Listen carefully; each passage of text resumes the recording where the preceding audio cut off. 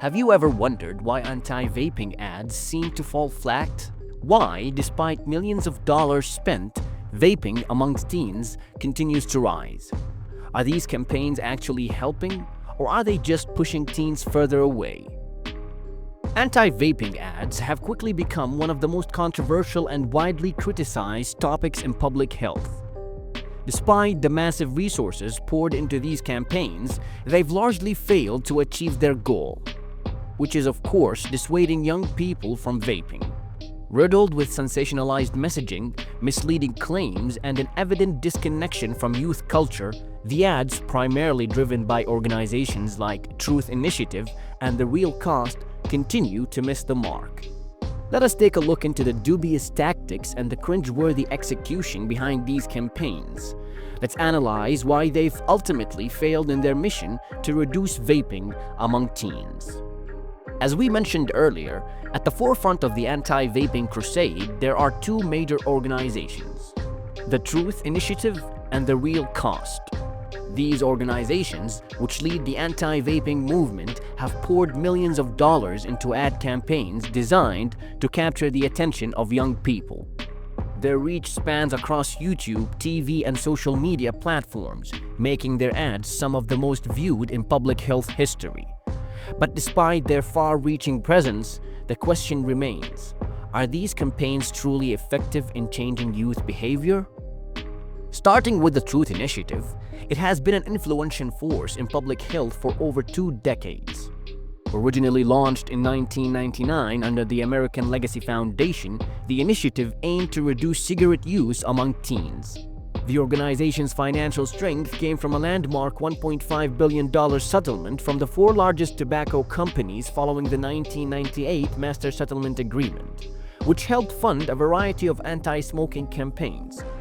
They've also secured an additional $96 million from smokeless tobacco companies, giving them significant resources to combat tobacco use. In 1999, the Truth Initiative launched one of the most iconic anti-smoking campaigns, simply called Truth. This campaign immediately resonated with young people due to its bold messaging, which painted the tobacco industry as manipulative and exploitative. One of the most memorable commercials from this campaign was the body bag commercial, where young activists piled body bags outside Philip Morris's headquarters to underscore the deadly consequences of smoking. The emotional weight of this campaign led to impressive results: a 40% decrease in smoking rates among middle school students and an 18% reduction among high school students by 2004. Now, for the other major organization in this field, The Real Cost, which launched in 2014, it initially aimed at discouraging teens from smoking but quickly pivoted to focus on vaping, as e-cigarettes gained traction at that time. Despite its later start, compared to the Truth Initiative, The Real Cost has built a considerable presence in the anti-vaping conversation. However, while their ads are widespread, they often face the same criticism as their predecessor, struggling to effectively curb youth vaping. As for the Truth Initiative, its focus began to shift from tobacco cigarettes to e-cigarettes around 2018, when Juul, one of the most popular e-cigarette brands, became a significant player in the market. This pivot coincided with Altria, the makers of Marlboro, acquiring a 35% stake in Juul. At this point, vaping was no longer seen as a niche activity, but a widespread trend, especially among teens.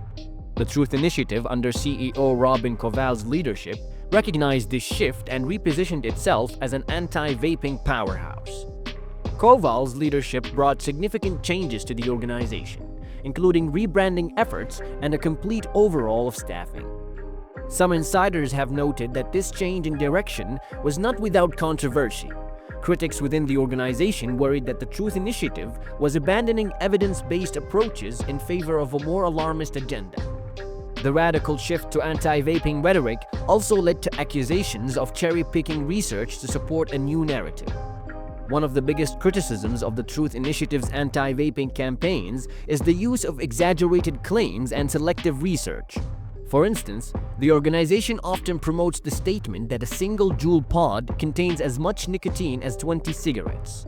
While this claim may be technically accurate, it doesn't provide crucial context. seeing as the duration and intensity of vaping are significantly different from smoking a traditional cigarette. It seems that the truth behind nicotine absorption in vaping is far more complex than the ad suggests. Even more concerning is the Truth Initiative's promotion of a narrative that vaping could increase the risk of contracting COVID-19.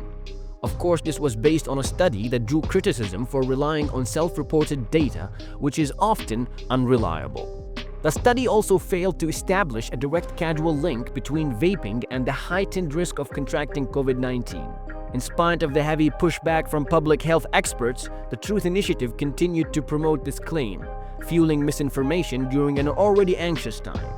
This decision to spread unverified claims only deepened the public's skepticism regarding the organization's motives and messaging.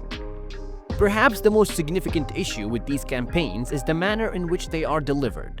See, anti-vaping ads are often criticized for being out of touch with their target audience, which are young people. The commercials rely heavily on outdated memes, awkward actors, and bizarre CGI, creating an experience that feels more like an after-school special than a serious public health message.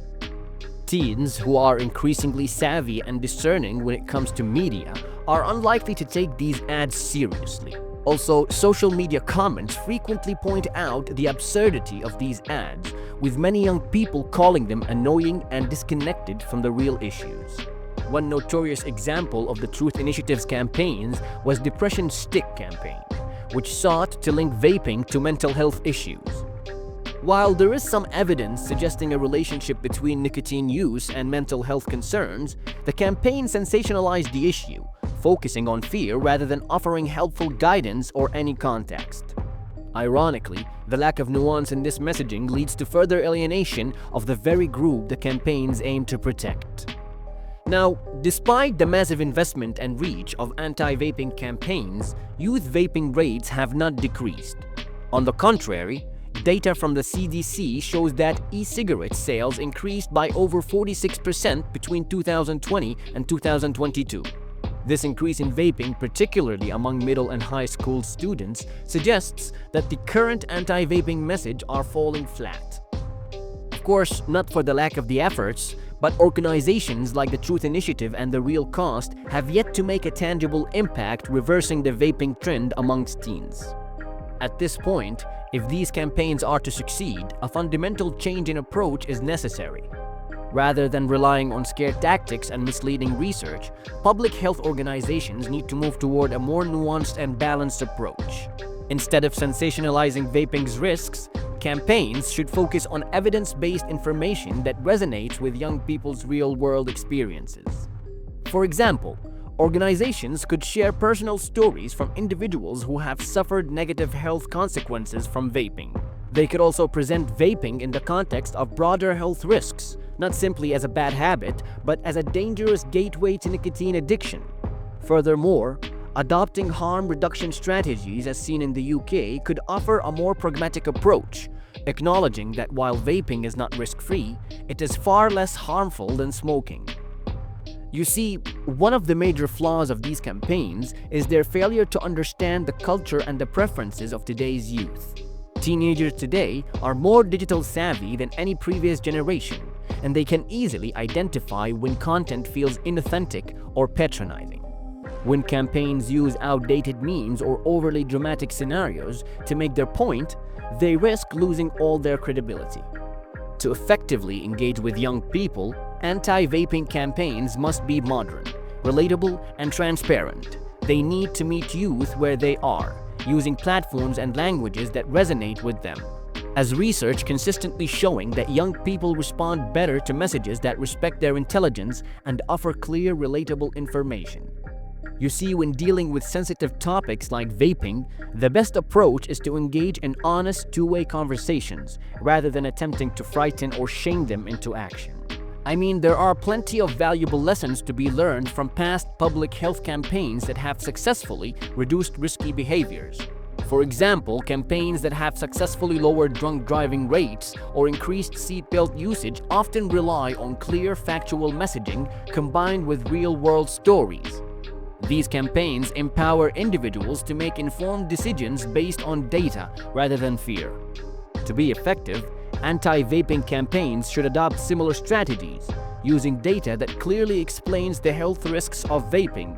Combine that with compelling personal stories, you could create a more powerful narrative that resonates with young people.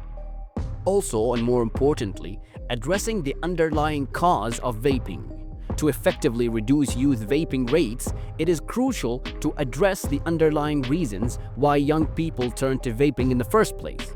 Factors such as stress, peer pressure, and the allure of flavored e-cigarettes play significant roles. Campaigns that only focus on the risks of vaping without addressing these factors may miss the opportunity to truly connect with their audience. By understanding and addressing these root causes, public health organizations can create a more comprehensive strategy that offers practical alternatives and support. Also, by providing young people with healthier outlets for stress and peer interaction could be just as effective as highlighting the risks of vaping. In conclusion, the ongoing struggle to reduce youth vaping points out a larger issue in public health messaging: the need for a paradigm shift. It is now clear that fear-based tactics and sensational claims have proven ineffective and, in many cases, counterproductive. Moving toward a more compassionate, evidence-based approach is essential for success. The sad reality of anti-vaping ads today is a call for a change, a shift away from misleading messaging and toward a strategy that prioritizes empathy and respect for young people's intelligence. By adopting these principles, organizations like the Truth Initiative and the Real Cost can rebuild trust and create campaigns that make a real difference in the fight against youth vaping. Thank you all for watching. If you have any thoughts, feel free to share them in the comment section. Give this video a thumbs up and subscribe to our channel.